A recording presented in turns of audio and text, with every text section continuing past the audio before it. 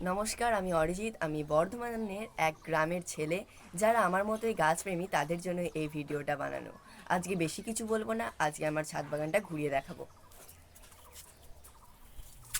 এটা হলো আমার জবা গাছ, নিজের হাতে কলম তৈরি করা। এটাও একটা জবা গাছ, এটা চন্দন জবা। এটা লঙ্কা, ওটা লঙ্কা জবা। আর এই চন্দ্রমল্লিকাগুলো আমি নিজের হাতে কলম করে লাগিয়েছি। স্ট্রবেরি গাছ, তারপর এই রজনীগন্ধাটা স্টিক উঠেছে। গোলাপটা আমি নিজের হাতে ডাল থেকে চারা তৈরি করেছি। বেলি, সব পরিচর্যার মাধ্যমেই আমি আপনাদের এই ভিডিওগুলো দিচ্ছি।